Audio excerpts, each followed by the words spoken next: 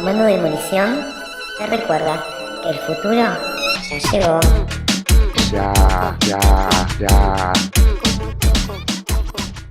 Estamos ya en comunicación telefónica con Aimé Aminahuel. Ella es analista política, pero es un montón de cosas más y quiero contarles. Sí, Ceci. Sí, es doctora en Administración y Política Pública de la UNC, licenciada en Ciencias Políticas con orientación en Análisis Político, docente, investigadora en temáticas de Historia Económica e Historia Política. Y lo que estábamos necesitando. Sí, Caro. y con toda esta presentación hecha, le damos la bienvenida a la radio comunitaria y al aire de Comando de Demolición. Hola, Aimé, ¿cómo estás? Hola chicas, ¿cómo están? Y bueno, a todo el equipo de Comando, gracias por el llamado. Bueno, gracias a vos. La verdad que desde que fueron las PASO, semana a semana, venimos ahí desentramando lo que nos dejó los resultados de las PASO, de las presidenciales, ¿no? De este año. Y necesitábamos hablar con una politóloga, queríamos, ¿no? Hablar con una compañera, con una mujer, porque si los resultados son los que auguran ciertas encuestadoras, iremos en un camino bastante cuesta abajo. Mujeres y disidencias serán, y en este término de la feminización de la pobreza, seremos las que iremos cayendo primero. Por eso nos parecía muy importante la mirada de las mujeres profesionales del análisis político. Aimé, bueno, para eso te convocamos. ¿Qué nos podés contar, reflexionar acerca, bueno, primero de lo que fue el fenómeno Milei, ¿no? Alguien que de repente llega con muchas posibilidades a la presidencia de la nación en un hecho inédito en la historia de nuestro país, sin tener aparatos, sin tener fiscales, sin haber sin visitado... una estructura tradicional, tal vez. Claro, sin haber visitado provincias, sin haber hecho, digamos, toda la gestión política que suelen hacer los políticos tradicionales. Sí, totalmente. Bueno, primero coincido con lo que decías al principio, de muchas veces en las crisis económicas de la Argentina y del mundo, siempre los impactos son heterogéneos, ¿no? Son diferenciados. Entonces, está a las claras que muchas veces esas propuestas que parecen grandilocuentes, como recortar el gasto público, etcétera, que en Argentina nos han llevado a enormes crisis, golpea de manera diferenciada, ¿no? Entonces las juventudes y las mujeres siempre hemos sido los sectores más vulnerables frente a ese tipo de políticas. Bueno, así que por supuesto que coincido, ¿no? Y el fenómeno Milei ciertamente que, bueno, estaba hablando hace poco en otra radio también cooperativa, compañera, y analizábamos en torno a algo que a mí me parece importante, ¿no? Por un lado es el fenómeno emergente en este proceso electoral, pero por otro lado también algo que viene por lo bajo, ¿no? De manera muy silenciosa, y que tiene que ver con las crisis económicas recurrentes en Argentina, que yo creo que se han reinaugurado a partir del 2016, y que, si uno lo piensa, del 2016 a la fecha han pasado ya 7 años. Entonces tenemos ciertos sectores en el mundo del empleo que han ingresado al empleo de manera precarizada. A la vez tenemos otros sectores sociales que cada golpe inflacionario, o yo le llamo golpes de mercado, muchas veces adrede por parte de los grandes capitales, finalmente es el que más le cuesta luego en el bolsillo, ¿no? Y que es también un sector, si me permiten la palabra, clase media baja, o sector del mundo del trabajo concretamente, es decir, que depende simplemente del salario, y no tiene un margen de maniobra especulativo como tienen otros sectores sociales, por ejemplo, que ahorran en dólares en Argentina. Entonces ese sector también se ha visto permanentemente golpeado por estos golpes de mercado, que yo digo que son luego uno los ve en términos de golpes inflacionarios en el bolsillo del trabajador, pero son golpes de mercado muchas veces, y que desde el 2016 a la fecha me parece que han sido bastante recurrentes. Allí el Estado Nacional ha perdido una capacidad de actuación que tenía previamente, a los fines de, poder, yo siempre digo, mediar, ¿no? Entre los grandes capitales concentrados en la Argentina, muy vinculados al agroalimento, y mediar también con la clase trabajadora y el mundo de las paritarias. Entonces, ese fenómeno que viene por lo bajo ha encontrado su capacidad de canalizarse mediante las propuestas electorales de Javier Milei, que yo digo son propuestas simplistas, tiene un discurso muy didáctico, muy directo, pero ha logrado capitalizar ese voto bronca o ese enojo, que era lo que estaba en duda en estas elecciones. Yo escuchaba a Cristina Fernández de Kirchner antes del proceso electoral diciendo que iba a haber un escenario de tercios, porque ella venía observando creo yo, que muchos gobernadores habían separado las elecciones de las nacionales. ¿Por qué habían hecho eso los gobernadores? Y porque en el fondo querían capitalizar ellos el voto bronca, algo parecido pasó en Córdoba, es decir, un voto cautivo que había, que no se identificaba con las dos fuerzas nacionales que gobernaron recientemente y que no resolvieron problemas digamos, cotidianos para la ciudadanía, inflación y problemas del empleo. Entonces, los gobernadores separaron las elecciones y los que lo hicieron capitalizaron el voto bronca. Los que no lo hicieron perdieron en oficialismos provinciales, el caso de Santa Cruz, por ejemplo. Entonces, yo creo que ahí ya teníamos como un primer acercamiento antes de las elecciones de las PASO, de que íbamos a tener un escenario tripartito muy marcado, pero lo que estaba en duda era cuánto iba a captar de ese voto bronca la figura de Javier Milei. Y a las claras yo creo que tuvo una campaña muy efectista, ¿no? En términos de marketing político fue muy efectista. Contanos un poco acerca de eso, el análisis político que podés hacer acerca de esa campaña, el uso de las redes sociales, cómo se acerca a los jóvenes. Hay mucho voto de los jóvenes también que fueron directamente a Milei, que tal vez no tienen tan presente, pues no tienen la edad y no han vivido, por ejemplo, lo que fue la crisis del 2001. Sí, realmente, bueno, hay muchos memes al respecto, yo soy muy memera del mundo memero, muy gracioso, pero es real el hecho de que soy docente en aulas masivas, ¿no? Y doy una materia, una es historia del pensamiento económico y la otra es historia del pensamiento político, en distintas instituciones. Y claro, yo verdaderamente en Argentina hay como todo, digo, es muy complejo, pero estudiar la historia económica en nuestro país no forma parte de una materia curricular en sí. Sí se estudia historia política en términos de procesos. Y claro, lo que vos decís, muchas veces hay ciertos procesos, como por ejemplo la crisis del 2001, que como sociedad hay una gran tragedia y es que no nos hemos dado tal vez las grandes discusiones analíticas en torno a ello, entonces yo creo que no hay tantos consensos historiográficos o teóricos, y finalmente eso no llega a las currículas, ¿no? Ese es un primer punto.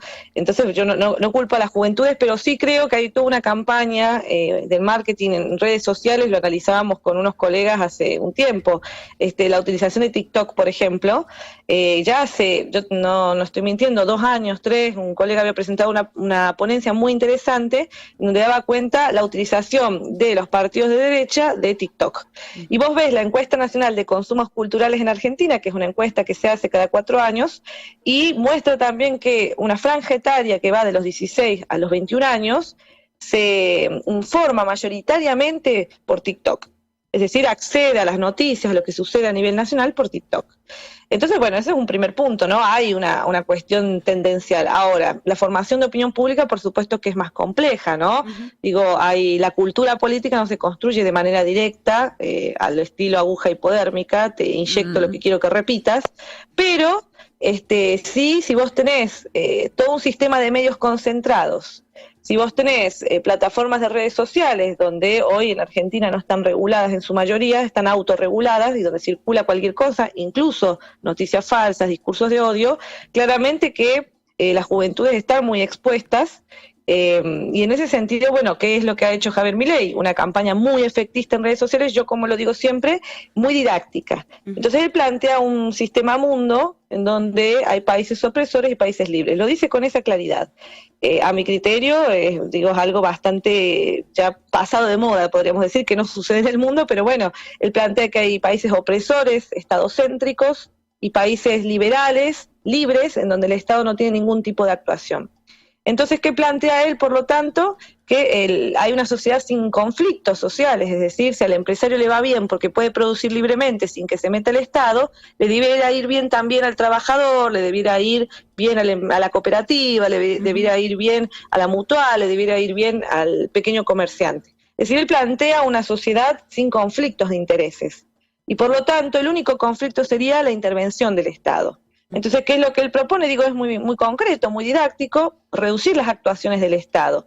¿En qué materias? Y bueno, y él ahí da una serie de puntos, por ejemplo, en materia impositiva, en materia financiera, él propone eliminar el Banco Central.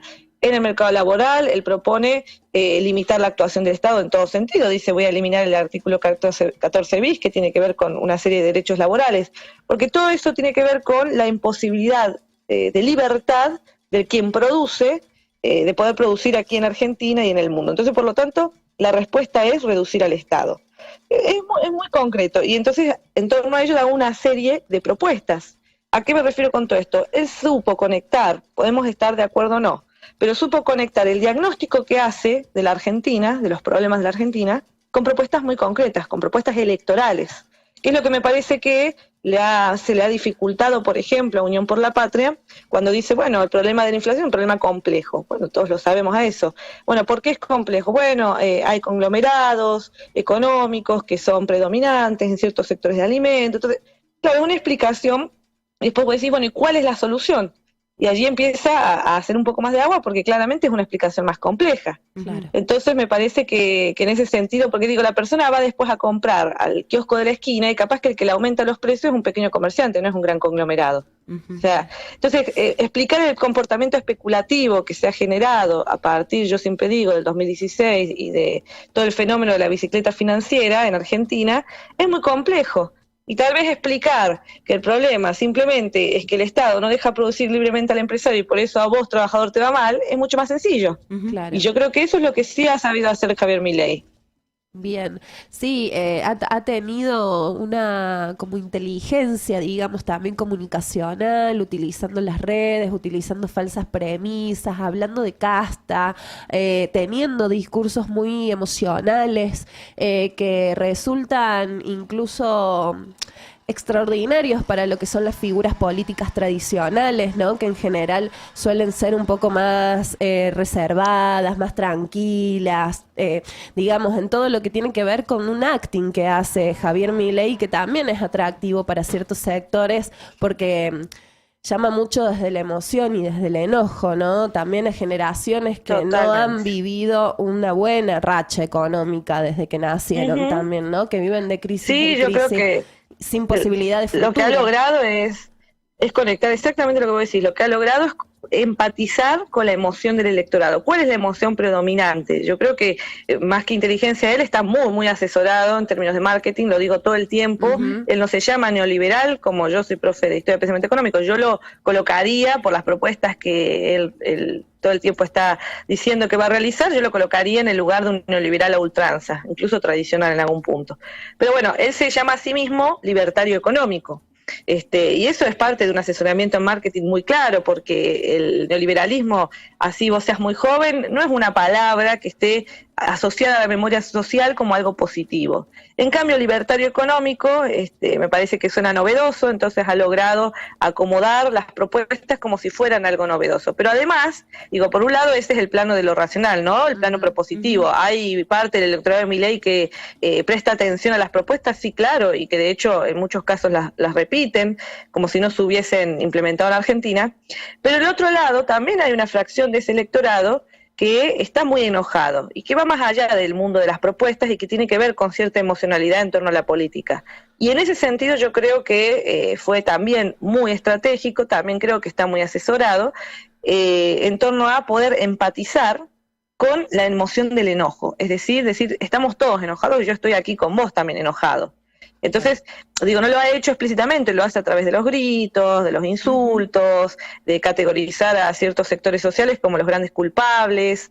Y ciertamente es que cuando una persona no logra llegar a fin de mes, hace tiempo no viene pasando una buena racha económica y muy probablemente no tenga ganas de escuchar grandes explicaciones tampoco, sino que le digan cómo le van a resolver su día a día y que también empaticen con su enojo. Entonces, bueno, yo creo que es, por supuesto, una estrategia muy arriesgada a nivel político. Si uno revisa la historia mundial, no es nuevo tampoco. Cuando han habido crisis económicas a nivel mundial, por ejemplo, en los países centrales, o también aquí en Argentina, en la década del 30, siempre emergieron liderazgos políticos fuertes que lo que hacen es canalizar la emoción de frustración en la sociedad. Eso ya está muy estudiado, ¿no? Entonces muchas veces lo que hacen es canalizar cuál es la emoción principal de frustración, generalmente es el enojo, ¿no? De fondo. Y lo que ha logrado hacer, me parece, es capitalizar ese enojo y capitalizar esa frustración que hay en la sociedad. Y es peligroso porque cuando se construye política desde esos lugares, muchas veces se terminan legitimando autoritarismos, ¿no? Liderazgos muy autoritarios. Aime, una de las cosas llamativas y peligrosamente llamativas que tiene Milei es que desconoce el Congreso como un espacio en donde realmente se discuten, debaten leyes democráticamente y a partir de ahí se generan, ¿no? Legislaciones.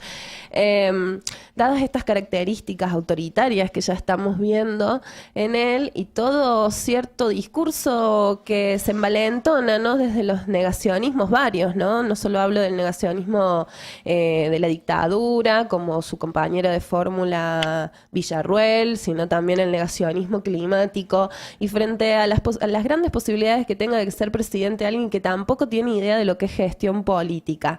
¿Qué reflexión, sin entrar en futurologías, podés, o qué luz podés echar, digamos, a lo que se puede llegar a venir? Yo creo que finalmente lo que va a terminar sucediendo es que no va a gobernar Javier Milei, y eso es también algo que yo por allí le quiero dejar en claro a los radioescuchas, a la ciudadanía. Van a terminar gobernando, vos misma lo dijiste, hay cierta ignorancia en torno a la gestión, claramente, cuando uno lo escucha, no necesariamente toda la ciudadanía tiene que saber el funcionamiento del Estado, o el funcionamiento, por ejemplo, de un recorrido de un proyecto de ley. Pero bueno, él que es un candidato debiera, ¿no? Y a las claras cuando uno lo escucha se nota que no, ¿no? Y que no le interesa tampoco. Entonces lo que termina sucediendo en estos casos es que los candidatos son meros títeres. ¿Títeres de quiénes? Y nadie lo ha dicho, poco se ha dicho, poco no en esta campaña, que hay un par de empresarios muy poderosos de la Argentina que vienen financiando a Javier Milei, uno es Eucañán, que está detrás de todo esto, de hecho es uno de los grandes financistas, de hecho es un mentor de él, y de hecho él sí que es una persona, podríamos decir, muy formada en la derecha económica argentina.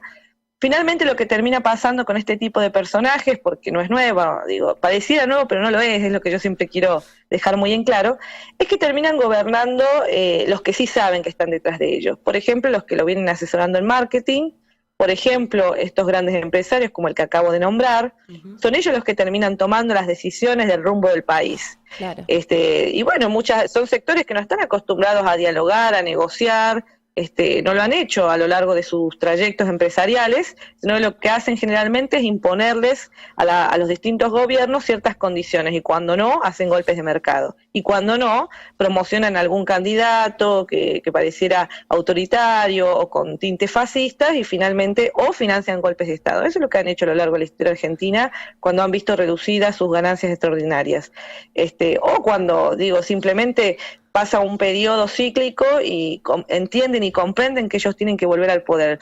Es muy interesante esto, pero fíjate que Javier Milei reivindica mucho la generación del 80 en Argentina, que es la generación del modelo agroexportador, pero particularmente de la oligarquía en el poder. Sí. Es decir, 200 familias que se iban pasando el poder entre ellos, que tienen un freno cuando gana Hipólito Yrigoyen a través del voto popular, pero luego le hacen un golpe a Hipólito Yrigoyen y vuelven al poder porque ellos comprendían, siempre se les llama el periodo conservador, Sí. Ellos comprendían que eran ellos los que tenían que estar en el Estado y que eran ellos los únicos que debían conducir los destinos de la Argentina, ellos, las 200 familias más ricas del país. Me parece que eso no ha cambiado, es muy propio de un país periférico como el nuestro, pasa en América Latina, Argentina no es la excepción, hay oligarquías en toda la región que permanentemente creen, entienden, están convencidas que son las que deben gobernar en este país. Y que por supuesto eso ya no pueden limitar la democracia, limitar en términos por lo menos del sufragio, entonces lo que hacen cada determinada cantidad de tiempo es financiar ciertas figuras que luego son marionetas de ellos, ¿no? Y yo creo que ese es el caso de Javier Milei. Estoy convencida que va a ser así, que finalmente luego se va a cortar las patillas, como pasó a Carlos Saúl, se va a cortar las patillas, claro, y se va a volver un señor del establishment y de la casta, es decir, respondiéndoles a los grandes empresarios. A la casta que hoy dice que fuera la casta. A la casta oculta. Claro, la casta que guiño guiño no existe, hacemos que no y se mantiene. Uno de los últimos datos que tengo tiene que ver con una encuesta, y tomemos con mucha pinza los datos de las encuestas porque también luego suceden otras cosas, y lo tomo de la fuente de la consultora de Gustavo Córdoba es que ganaría en primera vuelta. Bueno, ¿qué hacemos para frenar esto? Como analista política, ¿cuáles son los tips que vos dirías, bueno, no, a partir de ahora, en esto que nos queda hasta octubre, hay que cambiar la forma en cómo nos comunicamos, tratar de, no sé, llegar al piberío con memes, bueno, ¿qué estrategias podemos darnos como comunidad, como sociedad, como comunidad organizada también para frenar ese avance? O por lo menos esa certeza que están dando ahora las encuestas. Bien, yo siempre digo, para actuar sobre un problema hay que conocerlo, ¿no? Yo creo que hay gente muy enojada, eso es un punto del que partimos, pero la pregunta es, ¿cómo se compone el votante de Milei y quiénes son también esas 11.000 personas que tampoco fueron a votar o esas personas que cortaron boleta en algunos casos, ¿no? Es decir, que en las provincias, en las municipalidades votaron tal vez opciones progresistas y luego en lo nacional votan a Milei. Ese fenómeno se dio. En provincia, por ejemplo, fue muy claro. Entonces yo digo, bueno, por lo menos ahí coincido con un estudio de la UNSAM, que era el escenario ideológico de la Argentina en la pospandemia, que da cuenta de 3 tipos de votantes de la fórmula libertaria. Por un lado hay un votante que es ideológico, ese es imposible de conquistar, es un grupo que respalda las propuestas de Milei, que además de los países centrales, ahí ya no hay mucho que se le pueda llegar, y bueno, es un núcleo duro que se ha configurado en la Argentina a lo largo, yo creo, de los últimos 10 años. Por otro lado, hay un votante de Javier Milei que es un votante enojado, que está dispuesto a escuchar, pero es difícil de convencer. Está compuesto por gente que anteriormente, por una cuestión aritmética, votó opciones progresistas o nacionales y que ante los resultados de los últimos años están buscando respuestas rápidas, liderazgos fuertes. Algunos difieren con Milei en algunas cuestiones, por ejemplo, en torno a salud reproductiva, a la problemática ecológica, pero lo votan porque no ven otras opciones. Ese sector, segundo sector, el segundo grupo, los enojados, se puede convencer, puede hablarse, pero ellos por allí lo que hay que tratar de hacer o lo que tratar de evitar es no darles la razón en torno al enojo. Ahí lo que hay que hacer es empatizar con el enojo, con ese sector. Generalmente ir a casos concretos y decirles, bueno, vos no estás a favor de la problemática ecológica, si Milei quita el Ministerio de Ambiente y Desarrollo Sustentable, por ejemplo, se va con él todas las políticas de parques nacionales que hay en Córdoba, ¿no? Entonces ese es un sector con el que se le pueden ir a casos muy concretos. Vos no estás de acuerdo con algunas cosas exageradas de Milei, como que quiere cerrar el CONICET. Bueno, yo conozco a mi hija, a mi prima que están en CONICET, se quedarían sin trabajo. A ese sector hay que irle con casos concretos, no con grandes explicaciones abstractas. Bien. Y después hay un tercer grupo que se llama los desorientados o frustrados, que ese tercer grupo está compuesto principalmente, así lo identifica el estudio, por juventudes, más o menos despolitizadas, pero mayoritariamente desencantadas con la política en su conjunto, ¿no? No suelen reaccionar más o menos cuando se les pone las ideas, dicen el estudio, pero por allí ese es un sector que tiene muchas chances de cambiar su voto, es decir, estamos entre el segundo y el tercer grupo, que son los sectores a convencer. El tercer grupo particularmente es un grupo al que hay que hablarle de una alternativa a futuro. Hay que decirle que casi todas las consultoras económicas, más o menos serias, incluso distintas de todo el arco ideológico, están diciendo que el año que viene va a ser un año de mayor crecimiento en la economía argentina.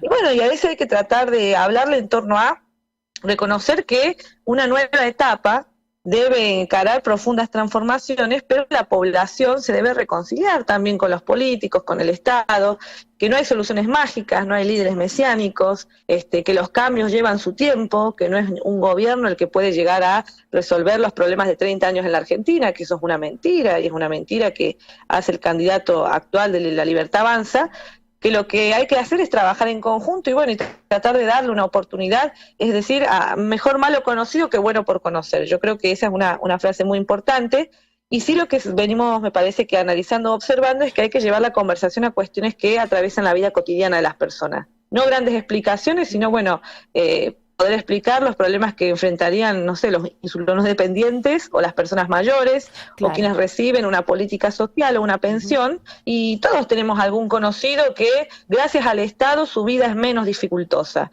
Entonces me parece a mí que hay que ser muy empáticos y solidarios, de pensar más humanos, digo yo, de pensar que, a ver, si le va peor al otro no me va a ir mejor a mí. Entonces yo lo que tengo que pensar es en aquellos que están proponiendo que nos pueda ir mejor a todos.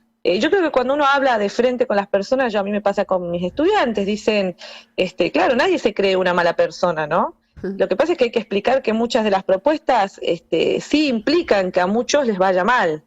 Entonces, en ese sentido, yo creo que hay que tratar de ir muy a lo concreto, ¿no? Es decir, y identificar esos votantes, ese tipo de votantes, el enojado y el que está un poco más desorientado. Esos dos yo creo que se puede conversar todavía. Bueno, apelaremos a eso entonces.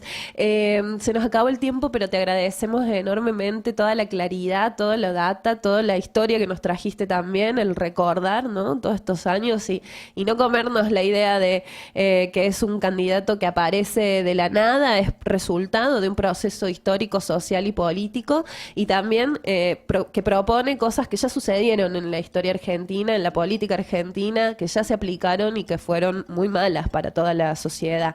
Te agradecemos enormemente y quedamos en contacto para nuevamente poder convocarte y reflexionar acerca del escenario político en nuestro país.